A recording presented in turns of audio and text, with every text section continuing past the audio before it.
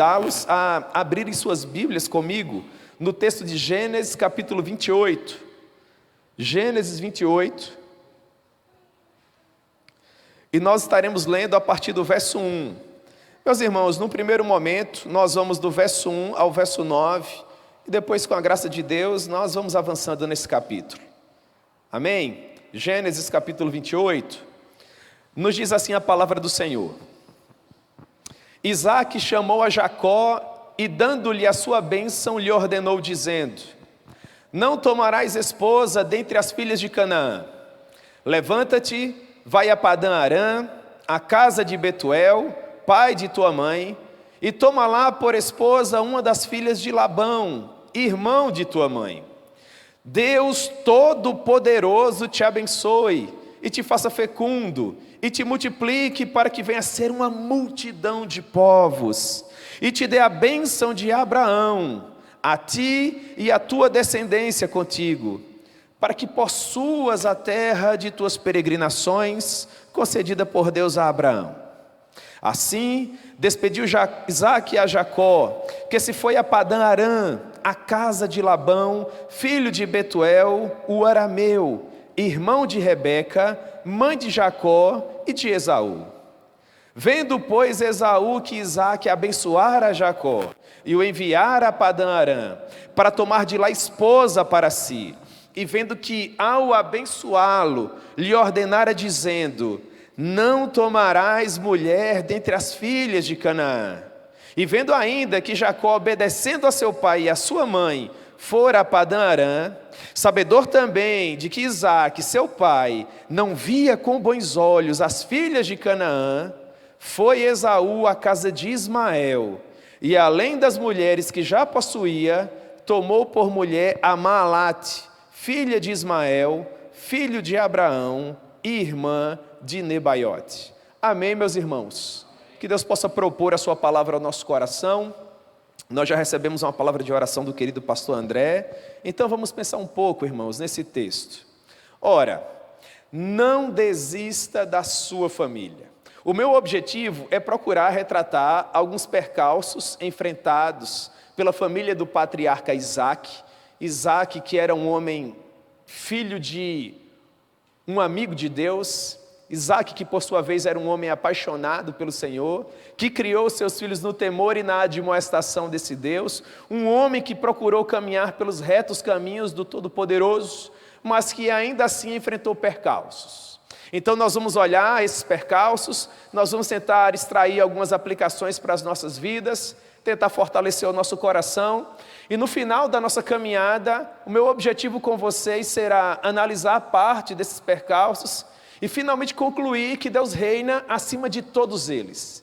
Que nenhum dos problemas que nós enfrentamos é suficiente para fazer impedir o agir de Deus em nós e em nossas famílias. Foi assim com Isaque, foi assim com Jacó, foi assim com os nossos heróis que nos antecederam, e eu creio que da mesma forma será conosco. Porque a semelhança desses homens, a nossa família também não é perfeita. A minha família não é, a sua também não é. A família do Messias não é, irmão. Isso aqui é a linhagem do Messias. Leia a genealogia de Jesus. Esses personagens estarão lá, pessoas imperfeitas. Mas Deus pode, por meio de pessoas imperfeitas, que compõem famílias imperfeitas, realizar uma obra extraordinária. Porque a obra de redenção que Ele tem realizado sobre a face da terra é extraordinária de fato. Portanto, nós estamos diante de uma das passagens que, dentro desse contexto que eu apresentei para vocês, mais me encantam. Nós estamos prestes a estudar parte das crises familiares de um dos patriarcas de Israel.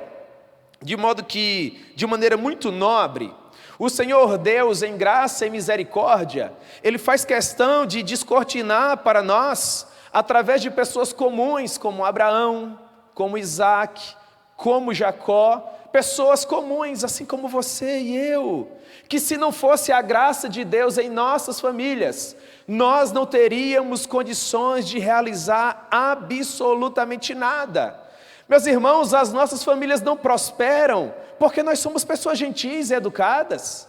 As nossas famílias não prosperam porque nós nos esforçamos para sermos bons cônjuges, para criarmos bem os nossos filhos, para educá-los nas melhores escolas. Isso é urgente, isso é para ontem, é verdade, mas as nossas famílias não prosperam por conta de quaisquer dessas coisas. As nossas famílias prosperam porque o nosso Deus é gracioso. O que faz as nossas famílias prosperar, irmãos, não é a boa educação, não é o colégio que pagamos ao final do mês, não são as pessoas que contribuem com a educação, não, irmãos, é a graça. A graça de Deus é o que faz as nossas famílias darem certo, as nossas famílias prosperarem. E nós observamos isso quando olhamos para as famílias desses homens aqui. Mas eu quero me ater, dentro desse contexto patriarcal, à história da família de Isaac. E sobretudo ao personagem Jacó, que nós acabamos de ler nesse capítulo 28. Mas para que nós possamos compreender o contexto do capítulo 28, nós precisamos voltar alguns anos no tempo, à época em que esse capítulo 28 aconteceu, para termos uma noção de como a família de Isaac surgiu. Pois bem, lá no capítulo 25, a partir do versículo 21, Gênesis capítulo 25, 21, nós temos assim: Isaac orou ao Senhor por sua mulher, porque ela era estéril, e o Senhor lhe ouviu as orações, e Rebeca, sua mulher, concebeu. Os filhos lutavam no ventre dela.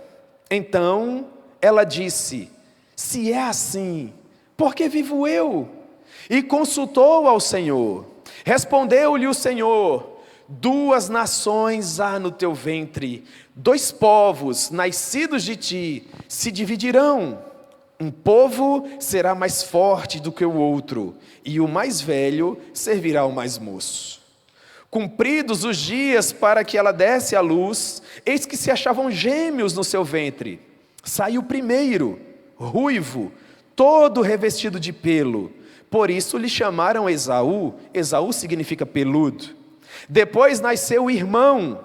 Segurava com a mão o calcanhar de Esaú. Por isso lhe chamaram Jacó. O nome Jacó significa aquele que segura o calcanhar. Mas há uma tradição que é menos forte, que aponta para o fato de que esse nome também pode significar suplantador. Então aqui nós temos o princípio, em germen, do surgimento da família do patriarca Isaac.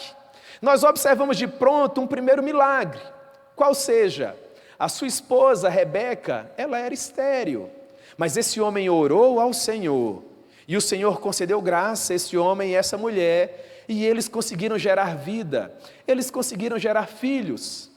A mesma graça que alcançou esse casal e que permitiu que eles produzissem vida, é a graça que nos alcança ainda nos dias atuais e nos permite da mesma forma gerar vida.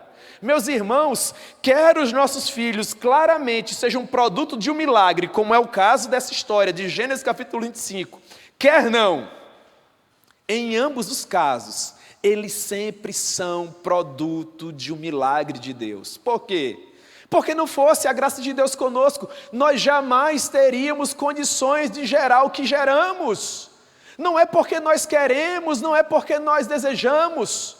O homem não pode receber absolutamente nada, se do céu não lhe for concedido. Os nossos filhos não são nossos necessariamente, os nossos filhos são herança do Senhor. O Senhor o deu, irmãos. E nós somos agraciados com a benesse de convivermos com essas pessoas preciosas. O seu filho não é produto do vigor da sua juventude ou da saúde do seu corpo físico. O seu filho é produto da graça. Foi Deus que lhe deu. E você deve se sentir bem-aventurado por isso. E aquelas crianças lutavam no ventre daquela mulher. E aquilo que outrora deveria ser motivo de bênção, perceba, eles não nasceram. Eles acabaram de ser gerados, e eles se digladiavam no ventre daquela mulher, e aquela mulher agora, que deveria estar feliz da vida, porque finalmente havia gerado, dobra o joelho e diz: Senhor, eu não aguento mais, se é dessa maneira, porque eu vivo? Há quem diga, os nossos doutrinadores, que essa mulher já pensava no futuro. E quem sabe, ela elaborasse da seguinte maneira: esses bebês, não havia ultrassom, ela não sabia se seria menino, menina. Ela dizia, esses bebês, aparentemente havia dois, não é? Pela bagunça que eles faziam, ainda nem nasceram. E eles estão lutando no meu ventre, no meu interior. Se é dessa maneira, Senhor, porque eu vivo, porque eu estou aqui. Irmãos, o conteúdo da oração de Rebeca, às vezes, é semelhante ao conteúdo da nossa oração, não é? O problema vem lá no horizonte, ele se avizinha ao longe e nós já nos desesperamos. Por que isso acontece, irmãos? Porque somos finitos, porque somos limitados. Louvado seja o nome do Senhor, que é todo-poderoso. Ele não se desespera como nós nos desesperamos. Deus permanece assentado em um alto e sublime trono, e a função dele é reinar. Se ele reina sobre todo o universo, será que ele não vai reinar sobre a nossa família, irmãos? É claro que vai. Aquela mulher dizia, por que vivo eu? E Deus responde nas entrelinhas, você vive para a minha glória. Você vive para a glória de Deus. Nós vivemos para a glória de Deus. As nossas famílias servem a um propósito, que não é outro senão a glória de Deus. Nasce o mais velho, todo coberto de pelos. Vocês conseguem imaginar um bebê todo coberto de pelos? Ruivo. As pessoas disseram, Esaú, peludo. Seria o nome que eu teria dado. É uma criatividade semelhante a mim, irmãos. Eu tenho essa criatividade, né? Todo peludinho, vermelhinho. O nome do menino vai ser Vermelho, peludo. O outro segurava no calcanhar. Agora atente para a etimologia do nome. Aquele que segura no calcanhar. Aquele que procura oportunidades. Aquele que vem atrás procurando ultrapassar, aquele que luta para estar em primeiro lugar. Daí a corruptela do nome, suplantador. A Bíblia nos dá informação de quando eles nascem. Nós temos um breve intervalo de tempo e agora eles já são homens feitos, adultos. O Senhor não entra em detalhes acerca das peripécias de Esaú e de Jacó ao longo da adolescência, mas na fase adulta, Esaú tornou-se um perito caçador, um homem das selvas. Ele falava profundamente ao coração do seu pai, porque ele era esse homem másculo, forte, poderoso. Jacó, todavia, era pacato, não saía da tenda. Era um rapaz mais comedido, e ele agradava muito ao coração da sua mãe. Certo dia, Esaú saiu para caçar. Ao que parece, ele demorou-se no campo. Quando voltou, estava esfaimado, cheio de fome. E Jacó, que não havia saído de casa, havia preparado um cozinhado de lentilhas. Gênesis capítulo 25, a partir do verso 29. E quando Esaú retorna para casa, ele diz assim, Gênesis 25, 30, peço-te que me deixes comer um pouco desse cozinhado vermelho, porque eu estou esmorecido. No original seria, eu estou desfalecendo, eu estou prestes a morrer. Esaú era um tanto exagerado, sim ou não? Jacó, que não era bobo nem nada, aqui viu uma grande oportunidade. E ele apostou muito, mas muito alto. Ele disse assim, olha só, Esaú, eu te dou um prato de sopa. Meus irmãos, um prato de sopa. Se você me der o direito de ser o primogênito, ele está fazendo jus ao nome dele. Aquele que quer estar em primeiro lugar. Irmãos, com a fortuna que tinha, Esaú tinha comprado, meu Deus, quantos pratos de sopa. E ele diz assim, de que me adianta a fortuna do meu pai se eu estou prestes a morrer de fome? Ele tinha tantos criados, só Deus sabe quantas ovelhas haviam no curral, quantas reses no rebanho. Esse garoto era filho de um patriarca, herança, irmãos do Senhor, um rapaz de sangue azul, para o contexto histórico da época. Tantos servos passando ao lado dele naquele momento, ele podia pedir a qualquer um, prepare uma sopa para mim. Ele prefere abrir mão de 2/3 da fortuna do pai. que já era muito rico por ser filho de Abraão, que foi um dos homens mais ricos que já pisaram na terra naquele cenário histórico. Isso com certeza gerou uma crise familiar poderosíssima. Mas aparentemente ela foi contornada. Contudo, uma próxima crise se avizinhava. Porque Isaac, sendo um homem avançado em dias, tendo seus olhos escurecidos por conta da velhice, chama o seu filho Esaú e lhe dá a seguinte ordem: meu filho, estou prestes a ir pelo caminho de toda a terra, estou prestes a me reunir com os meus pais, e eu gostaria de que você fosse ao campo, encontrasse uma caça e preparasse uma comida saborosa. Quando você fizer isso, eu te abençoarei com a bênção do Senhor. E enquanto ele tinha essa conversa particular com o filho, sabe onde Rebeca estava? Irmãos, parece um quadro Casos de Família, sim ou não? Deus não passa maquiagem na história, é a história nua e crua. A esposa de um dos patriarcas, pelo qual se fazia a oração, em nome do Deus de Abraão, em nome do Deus de Isaac. Essa mulher estava atrás da porta, e ela ouvia. E ela vai conversar com o filho, entre aspas, favorito dela. Olha só, meu filho, o seu pai está prestes a abençoar seu irmão. Irmãos, quem está maquinando esse plano não é a bruxa má, não é a vizinha maligna, é a mãe. Irmãos, há poder no evangelho para transformar corações assim. Uma mãe mancomunada com o filho mais novo, para trair o papai e enganar o primogênito. Nós encontramos histórias assim, irmãos? Encontramos. Porque perverso é o coração do homem e desesperadamente corrupto. Não fosse a graça de Deus por nós, não haveria esperança. Mas louvado seja o nome do Senhor, porque há poder suficiente no evangelho para quebrar todo e qualquer coração. Não há nenhum coração tão duro que o sangue de Jesus não possa quebrar. Não há nenhum poço tão profundo de destruição que Jesus não possa alcançar. Por isso ele é todo poderoso. Não importa o contexto familiar em que você se encontre, ele diz por meio do evangelho: venha como estás. Não é especial? Então o pregador sobe no púlpito e prega com isenção, porque há poder no evangelho. Não há nenhuma única família em todo o universo que possa dizer: o meu problema é insolúvel, o meu problema é impossível. Não há. Nós temos limitações físicas, químicas, geográficas. O nosso Deus é ilimitado. O diagnóstico é contrário, o médico diz que não, o nosso Deus diz sim. O diagnóstico jurídico é contrário, o nosso Deus nos favorece. Ele é misericordioso, a sua misericórdia dura para sempre.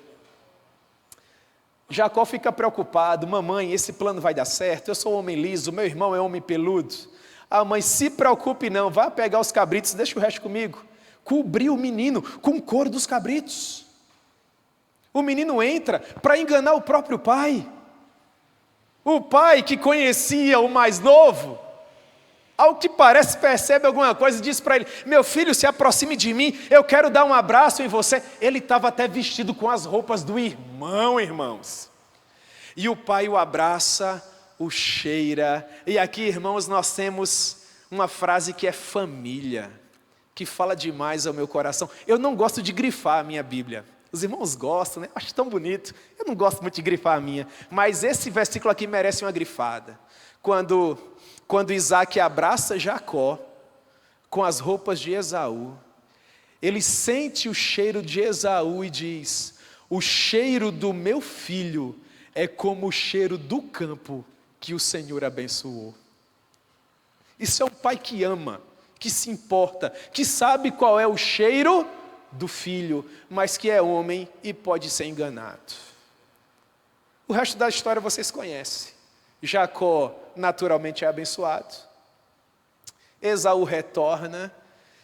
E eu ainda consigo ouvir os gritos de Esaú: me abençoe, meu pai.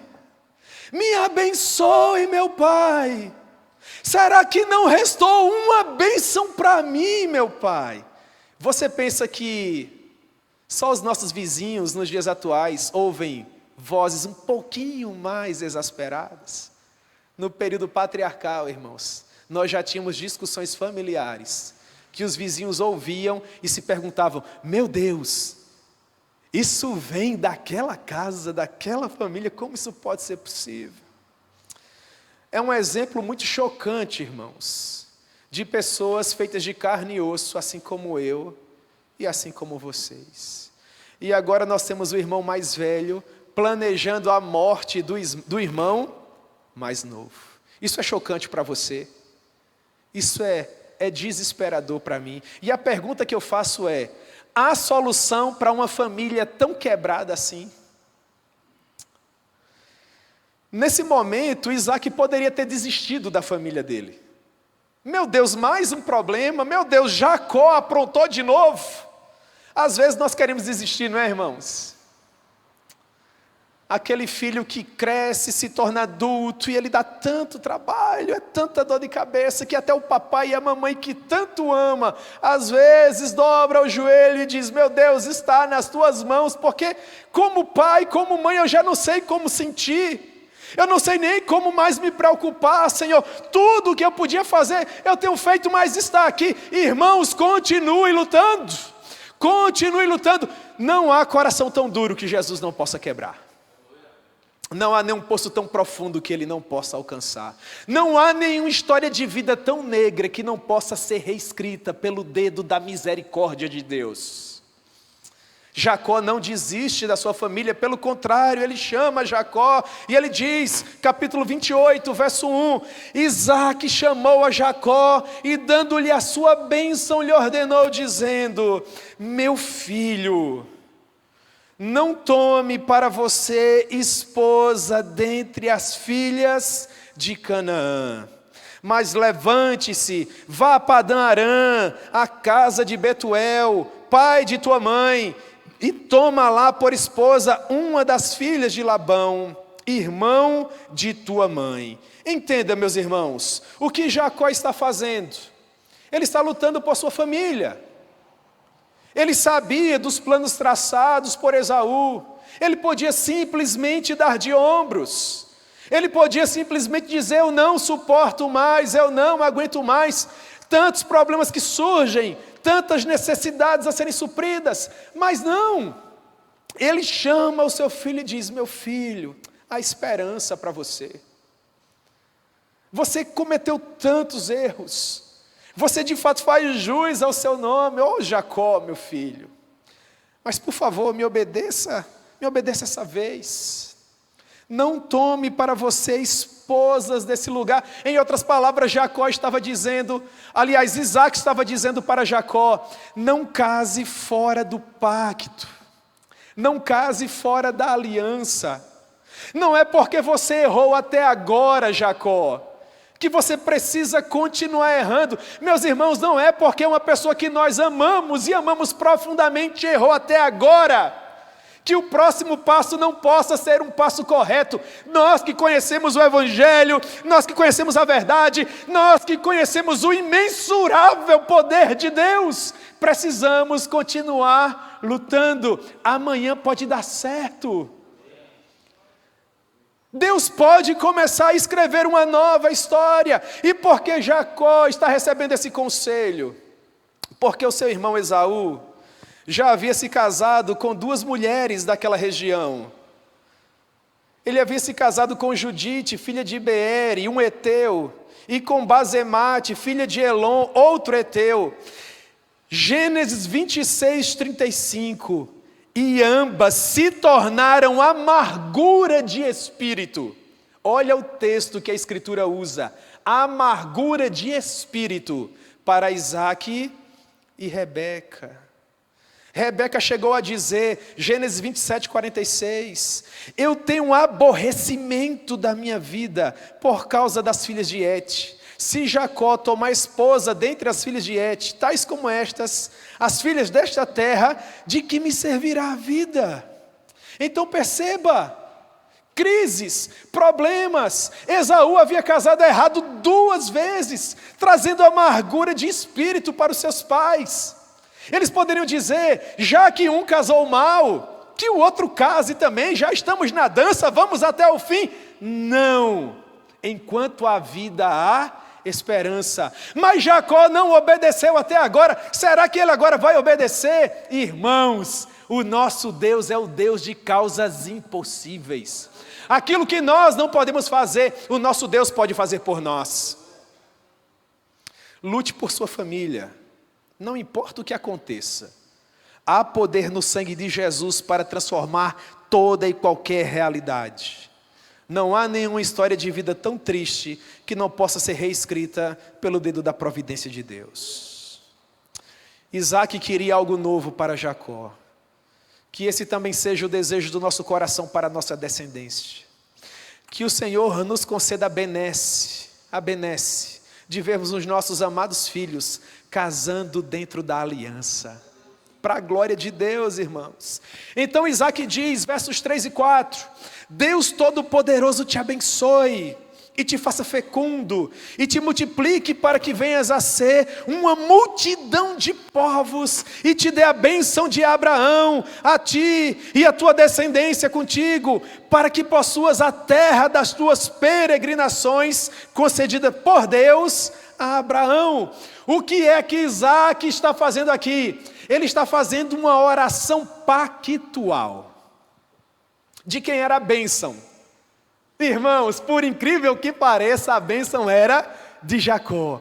Aí sabe o que é? Que um pai de família, que até então havia amargado tantos e tantos problemas com aquele filho em especial, estava dizendo, meu filho, que o meu Deus Todo-Poderoso transforme a sua vida.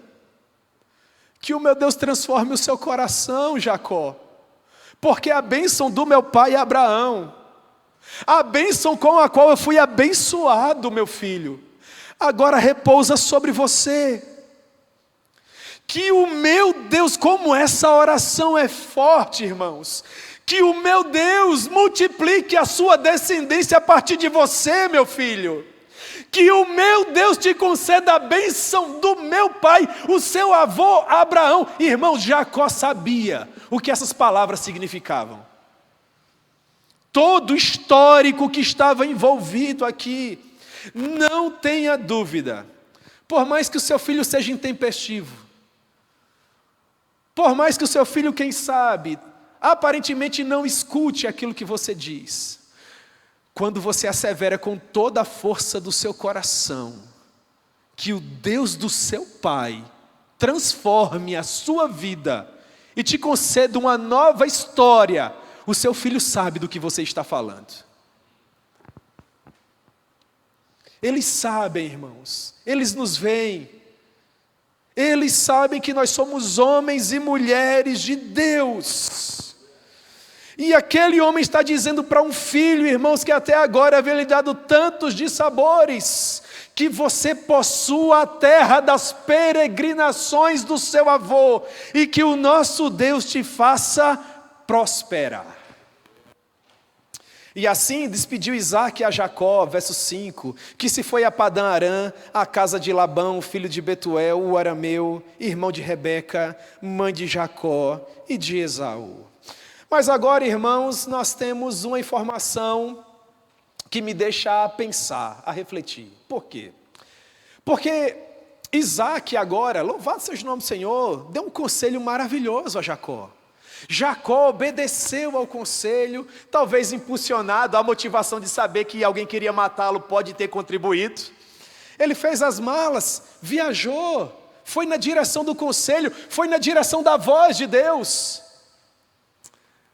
Esaú poderia ter feito uma reflexão com base naquilo, e poderia ter se achegado ao seu pai e mais uma vez perguntado, meu pai, e quanto a mim? Qual a direção? Mas infelizmente, irmãos, Esaú preferiu dilapidar ainda mais a sua vida. Perceba as ênfases do texto.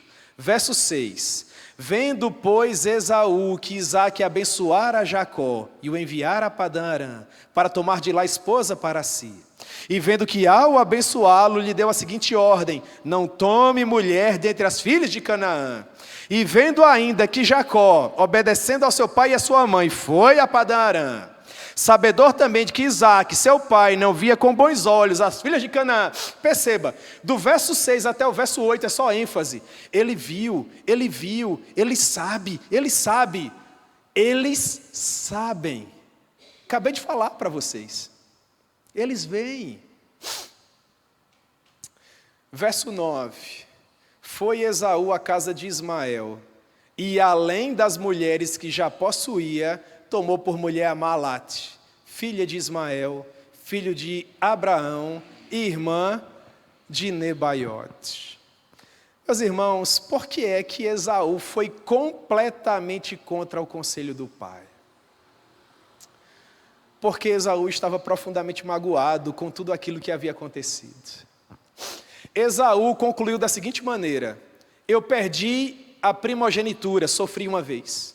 Eu perdi a bênção do Senhor, sofri 2 vezes. Então a minha vida a partir de agora é só sofrimento. Infelizmente, algumas pessoas, porque sofreram 1 ou infelizmente 2 vezes, agora pensam que nunca mais darão certo. Irmãos, a Bíblia nos diz que no mundo nós teremos aflição. Ela não nos diz que no mundo nós jamais seremos felizes. Não, irmãos. Por mais que nós tenhamos dissabores, o dissabor não é a regra da nossa vida, ele é exceção. A regra da nossa vida é a paz que excede todo entendimento. A regra da nossa vida é a bênção do Senhor que repousa sobre nós. A regra da nossa vida é um Deus que guia os nossos passos, dirige as nossas decisões e está conosco todos os dias até a consumação dos séculos. A regra da nossa vida é um Deus que diz que ainda que venhamos a andar pelo vale da sombra da morte, Ele jamais nos abandonará, porque estará conosco. Não sabote a sua própria vida. Eu tenho aconselhado tantos jovens que infelizmente pensam dessa maneira, porque sofreram em um relacionamento, acham que nunca mais vão dar certo no próximo. Pessoas que trabalharam numa empresa e sofreram naquela empresa e estão ali tão fragilizados que acham que nunca mais serão felizes em outro emprego. Quem disse isso, irmãos? O relacionamento que deu errado hoje é o relacionamento errado de hoje. O de amanhã, com a graça de Deus, vai dar certo em nome de Jesus. Houve um dissabor na empresa hoje, mas Deus é poderoso. Amanhã, irmãos, haverá felicidade para a glória de Deus. Esaú já tinha feito 2 casamentos errados. Aquelas mulheres eram amargura de espírito para os pais. Ah, Senhor, já errei 2 vezes, conceda-me graça, ainda que a poligamia seja pecado, mas me permita acertar. Esaú prefere o caminho diverso e sabota a sua própria vida. Ele casa com a filha de Ismael, que Deus havia separado da casa dele. Com a irmã de Nebaiote, cria uma crise. Ah, irmãos, só Deus para ter misericórdia. Qual a aplicação que nós podemos fazer? Não cometa o mesmo erro de Esaú. Não prejudique o seu próprio caminho achando que com isso outras pessoas sofrerão com você. Há pessoas que pensam assim, né? A minha vida não está dando certo, nada que eu faço importa. Nós pensamos dessa maneira: ninguém me ama, ninguém me vê. Sabe de uma coisa? A partir de agora eu não ligo mais para nada. E quem quiser que venha sofrer comigo, não faça isso em nome de Jesus. Não sabote a sua própria vida como vingança contra o mundo. Preserve o seu coração da amargura de alma, em nome de Jesus. Em nome de Jesus. Mas vamos avançar. Como é que essa história caminha para o final? Olhe para o verso 10. Partiu Jacó de Bérseba e seguiu para Harã. Tendo chegado a certo lugar, ali passou a noite, pois já era posto o sol. Tomou uma das pedras do lugar, fê-la seu travesseiro e se deitou ali mesmo para dormir. E sonhou, eis posta na terra uma escada cujo topo atingia o céu, e os anjos de Deus subiam e desciam por ela. Perto dele estava o Senhor, e lhe disse: eu sou o Senhor, Deus de Abraão teu pai, e Deus de Isaque. A terra em que agora estás deitado, eu te darei, a ti e a tua descendência. A tua descendência será como o pó da terra. Estender-te-ás para o ocidente e para o oriente, para o norte e para o sul. Em ti serão benditas todas as famílias da terra. Eis que eu estou contigo e te guardarei por onde quer que fores, e te farei voltar a essa terra, porque não te desampararei, até que se cumpra tudo aquilo que eu tenho dito. Então Jacó despertou do sono e disse: na verdade o Senhor está neste lugar, e eu não sabia. E temendo disse: quão temível é este lugar! É a casa de Deus, é a porta dos céus. Então perceba, Jacó partiu da sua terra natal, sem saber o que lhe aguardava do outro lado do mundo, na terra dos seus ancestrais. O verso 10 diz que partiu Jacó de Bérseba e seguiu para Harã. A viagem de Bérseba a Harã era duríssima. Dias e dias e dias de viagem. Meus irmãos, mais de 1000 quilômetros de distância a pé. Imaginem vocês, atravessando todo o crescente fértil. Em uma das noites que Jacó precisou acampar no meio do caminho, ele estava tão cansado, mas tão cansado, que nem a mala de viagem ele desfez. Sabe o que ele fez? Ele pegou uma pedra. Você já disse assim para a vida: eu não aguento mais. Para um ser humano se deitar no chão e dormir com a cabeça em cima de uma pedra, no meio do nada, é porque a situação, irmãos, não é das melhores. Irmãos, nessa época não tinha smartphone não. Imagine uma viagem de mais de 1000 quilômetros. Quando você está saindo de casa, você pergunta: para que lado é Harã? Aí alguém fala assim: é para lá, pode ir para o lado de lá. Aí você anda meia hora, lá é aonde agora? Desorientado, longe do pai e da mãe, angustiado, de milionário a falido. O dinheiro não era em espécie como é hoje, não tinha um cartão magnético para levar 3 milhões. Dinheiro era em ovelha, era em boi, tinha como ele levar? Nada. Desassossego, desesperança. Ele chega a certo lugar, o sol se põe, os uivos dos animais selvagens espreitando, cobra aqui, cobra acolá, meu Deus do céu. Não precisa nem uma cobra, basta um escorpião, sei lá, há tanta coisa por aí, não é, irmãos? Usem a imaginação de vocês. Ele pega uma pedra, condições humildes, não é o Jacó milionário, é o Jacó despossuído, esquecido, marginalizado, sem perspectiva de retorno. Voltar para onde? Para o cutelo de Esaú, para o desassossego do pai, para a desesperança da mãe. E com todo esse pesar no coração, irmãos, ele se deita e, pasmem vocês, ele dorme. Aqui nós já temos um milagre. E dorme. Nesse momento, enquanto Jacó dormia, algo maravilhoso aconteceu. Uma experiência que mudaria para sempre, não apenas a vida dele, mas a vida de todos nós que aqui estamos. Porque nós estamos ligados a ele, através da história da redenção. E tendo dormido, ele sonhou, verso 12, eis posta na terra uma escada cujo topo atingia o céu, e os anjos de Deus subiam e desciam por ela. Perto dele estava o Senhor, e lhe disse: eu sou o Senhor, Deus de Abraão teu pai, Deus de Isaque.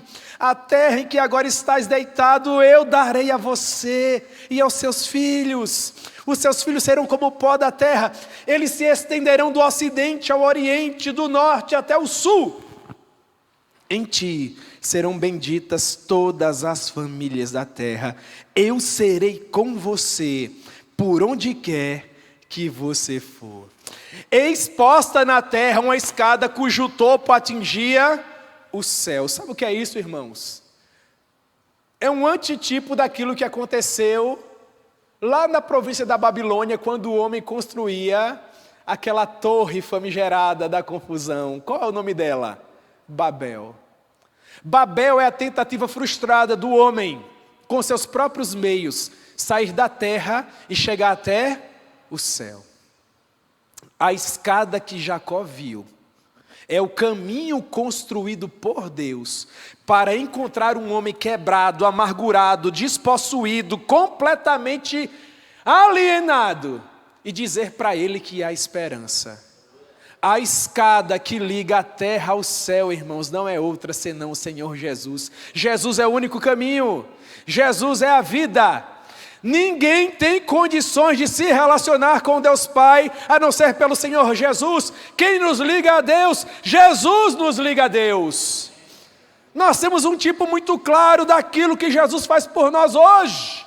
Jesus é o único caminho capaz de ligar os céus à terra. Ninguém jamais conseguirá chegar ao céu, senão por meio do único caminho, que é o Senhor Jesus. O Senhor Jesus. Agora, irmãos, no verso 13, a outra informação que é maravilhosa. Em primeiro lugar, Jacó sabe que há a possibilidade da terra ter acesso aos céus. Mas em segundo lugar, verso 13 diz assim: perto dele estava o Senhor. Irmãos, eu só acredito nisso porque está na palavra de Deus. Perto de Jacó.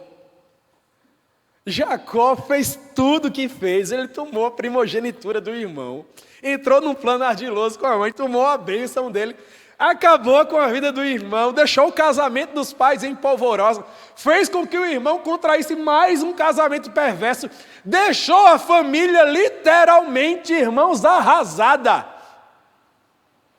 Se deita no meio do nada, cheio de todos esses pecados. E o texto diz: perto dele estava o Senhor. Como isso me chama a atenção. Jacó, desde o seu nascimento, demonstrava a má inclinação do seu coração. Você lembra? Ele nasceu pegando no calcanhar. Jacó é a personificação do problemático, do usurpador, do que quer se locupletar, do que quer se dar bem, do que não está preocupado com os interesses dos demais. Há gente dessa natureza nos dias atuais por aí, sim ou não? Perto dele estava... Como é que pode? Eu perguntava para Deus, como é que o Senhor podia estar perto de Jacó? E ele dizia, eu não estou perto de você. Sabe como nós provamos que Deus estava perto de Jacó? Porque Deus está perto de nós. Você não tem ideia de como é o seu coração. Mas Deus nos conhece. E pasmem vocês, nos ama. Nos amou antes da fundação do mundo. Quando nada havia, Ele nos amou. Deus estava perto dele. Jacó era um pecador, um homem de princípios duvidosos, que fez coisas capazes de envergonhar qualquer um. Contudo está escrito, perto dele estava o Senhor. Isso é graça, isso é favor imerecido. E Deus disse para ele, eu sou o Deus do seu avô, eu sou o Deus do seu pai. E agora eu serei o seu Deus. Meus irmãos, o que é isso? Agora nós temos a tríplice oração formada. Em nome do Deus de Abraão, em nome do Deus de Isaac. E pasmem vocês, em nome do Deus de Jacó. Jacó, eu vou transformar você. Eu vou caminhar com você. E quando eu te largar, Jacó, até o teu nome vai ser diferente. O seu nome será aquele que luta com Deus. Aquele que caminha com Deus. E as pessoas vão se espelhar em você, Jacó. E quando seus filhos estiverem amargurando o seu coração, Quando os seus casamentos estiverem passando por problemas, quando os percalços da vida surgirem, a história da sua família encorajará essas pessoas e elas dirão: ah, Senhor, Deus de Abraão, Tu sabes o que fizeste na vida de Abraão, Senhor. Deus de Isaac, Tu sabes. Deus de Jacó, meu Deus, se houve solução, Senhor, para Jacó, a solução para mim também. Eu oro em nome do Deus de Abraão, de Isaac e de Jacó. Meus irmãos, se houve solução para a vida de Jacó, a solução para todos nós também. Deus não mudou, Ele ainda reúne plenos poderes para transformar realidades. Se Ele transforma alguém como Jacó, já dava trabalho no ventre, quando nasceu já disse: aqui veio. Ao longo da vida, tome problema. Deus mudou a vida dele. É verdade, não há nenhum coração tão duro que Ele não possa quebrar. Não há nenhum poço tão profundo que Ele não possa alcançar. A solução para a sua família: não desista da sua família. E Deus disse para ele: eis que eu estou contigo e te guardarei por onde quer que fores. E mais, eu te farei voltar a essa terra. Eu não te desampararei até que eu cumpra tudo o que tenho prometido a você. E mais, essa terra na qual você está deitado, eu vou dar a você e aos seus filhos depois de você. Todas as famílias da terra serão abençoadas com a bênção que eu te darei. Para Jacó, irmãos. Interessante que os milênios se passam e ele não muda. Olha quem ele vai escolher. Pedro intempestivo. Você lembra do João? Você lembra do Tiago? Senhores, quando estiveres no teu reino, me coloca um do lado, coloca outro do outro. Ele escolhe esse povo, irmãos. Escolhe a mim, Ele escolhe a você. Escolheu Judas. Ah, irmãos, a graça de Deus, a graça misericordiosa de Deus. Verso 16, olhe para o verso 16. Despertado Jacó do seu sono, disse: ah, como isso é bonito. Na verdade, o Senhor está neste lugar. E eu, nem Jacó, e eu não sabia. O Deus do meu pai está comigo. O Deus do meu avô está comigo. Como isso é precioso, irmãos. Eu creio, irmãos, com toda a força do meu coração, que chega o momento dado pela graça de Deus, em que os nossos filhos chegam para nós, quer com palavras, quer com atitude, e nos dizem: o seu Deus, meu pai, é o meu Deus. Não é pelo que o Senhor me diz, agora eu consigo vê-lo, eu consigo senti-lo, se trata da minha experiência. Meus irmãos, Jacó recebeu ordens de ir para a terra dos pais dele, encontrar uma esposa, encaminhar a vida, trabalhar e finalmente voltar. Mas eu tenho certeza, se houvesse tecnologia na época, se Jacó pudesse pegar um telefone: pai, o senhor não sabe o que aconteceu? Dormi aqui no meio do nada, pai, sozinho, desamparado. E na hora, um animal me devorar. E eu dormi, pai, eu tive um sonho, mas não foi um sonho comum, é real. Eu sinto no meu coração, ele ainda arde. A minha mente está iluminada. Sabe o Deus do vovô, papai? Sabe o seu Deus? Falou comigo. Me fez as minhas promessas, não as do vovô, não as suas, as minhas promessas eu ouvi, papai. A minha vida vai mudar. Ele me disse que me ama, ele disse que vai me ajudar, ele disse que vai caminhar comigo, ele disse que não vai me abandonar e que eu vou ver a diferença na minha vida a partir de hoje. Sabe o que Isaac diria se ele recebesse essa ligação? Pode voltar. Meus irmãos, o objetivo aqui não era o casamento, se bem que ele é maravilhosíssimo. O objetivo não era a riqueza que Jacó alcançaria. Sabe o que era que o coração de Isaac queria? Que o filho dele tivesse um encontro com Deus. E isso é produto do casamento? Isso é produto das riquezas? Isso é produto da graça. Tudo é produto da graça. Amém?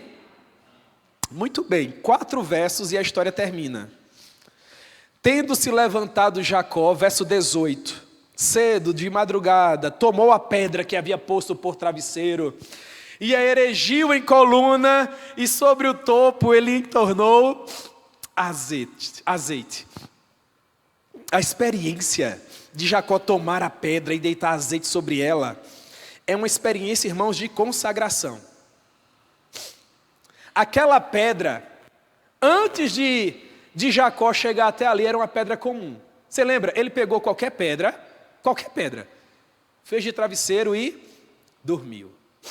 E agora ele pega aquela pedra e diz: pedra, eu estou conjecturando, óbvio, né, irmãos? Pedra, você vai ser a testemunha.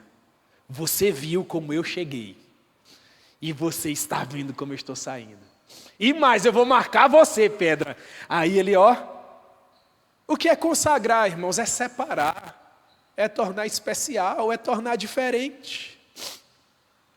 Para Jacó, aquele lugar agora era um solo sagrado.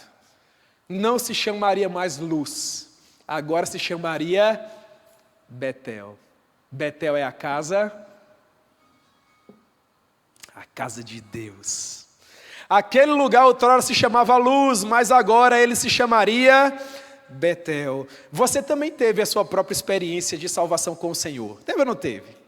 Eu creio que teve, em nome de Jesus. Da mesma forma, uma era a tua experiência antes de conhecer o Senhor. Outra completamente diferente é a tua experiência depois de ter conhecido Ele.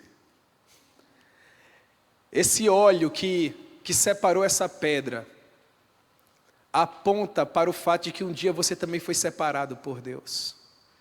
Você deixou de ser quem você era e passou a ser uma nova criatura completamente diferente. Você deixou de ser uma simples criação de Deus como aquela pedra e você passou a ser a casa de Deus, templo do Senhor. Esse lugar se chamará Betel. E Jacó fez um voto. Irmãos, o camarada era tão crente que agora fez até voto. A afirmação de propósito. Não tinha uma palavra escrita como nós temos hoje. Algo para norteá-lo. Tudo era baseado em relacionamento. Ele sabia que houve o relacionamento de Deus com Abraão. Ele sabia que houve o relacionamento de Deus com o seu pai Isaque. E agora, se Deus de fato foi quem falou com ele, haveria o relacionamento dele com Deus. Irmãos, entendem? Então ele faz um voto. Do verso 20 ao verso 22, e nós oramos. Fez também Jacó um voto, e ele disse: se Deus for comigo, e me guardar nessa jornada que empreendo, e me der pão para que coma, e roupa para que me vista, de maneira que eu volte em paz até a casa do meu pai. Perceba, ele não sabia para onde ia, não sabia se chegaria, o que comeria, o que beberia, o que vestiria, era tudo incógnita. Então ele disse: se eu encontrar a casa dos meus pais, se enquanto eu estiver lá, Deus me fortalecer, e me der o que beber, e me der o que comer, e me vestir, ele foi muito específico. Então ele será o meu Deus, ele será o meu Deus. E a pedra que erigi por coluna será a casa de Deus. É o testemunho. A pedra é a testemunha, Senhor, que nós estamos nesse lugar. E de tudo quanto Ele me conceder, eu certamente darei o dízimo. Crente no Senhor, para a glória de Deus. Meus irmãos, bastou poucos dias para aquele que deu trabalho toda uma vida.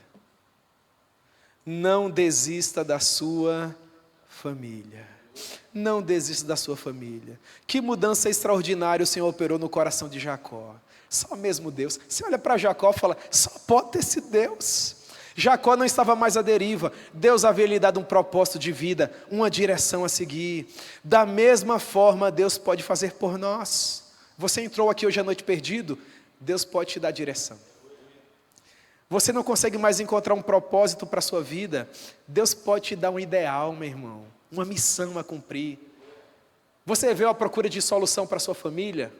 Não tenha dúvidas, você está no lugar certo.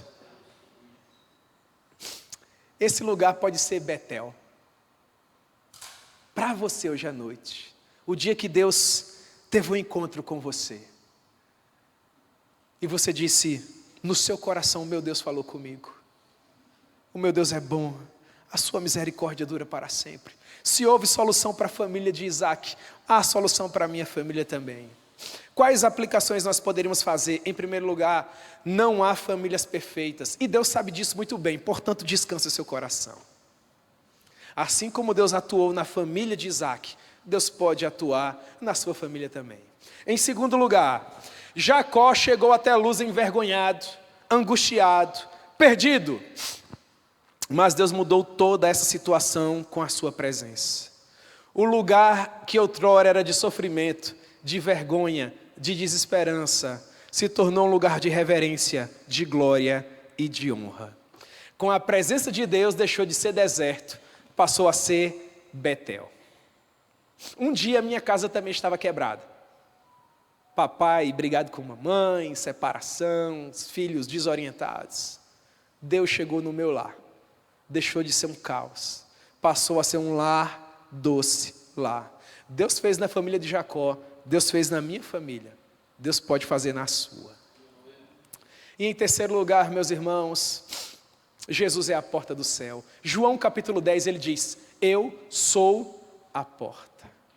Jesus é o caminho que nos conduz até a presença de Deus. Leve a sua família em oração até Ele. Abra o seu coração. Mostre para Ele o que está acontecendo. E eu tenho certeza absoluta que o Deus que caminhou com Abraão, que o Deus que caminhou com Isaac e que o Deus que caminhou com Jacó, com certeza haverá de, por meio da graça dEle, caminhar com você também. E aquela pessoa que você tanto almeja, aquela pessoa que tem sido produto da sua oração, um dia também poderá dizer, é o Deus de Abraão, é o Deus de Isaac, é o Deus de Jacó, e é o meu Deus. O meu Deus. Não desista da sua família. Nós cantávamos isso, não é? Deus cuida da gente, irmãos. Deus cuida de nós. Amém? Vamos orar.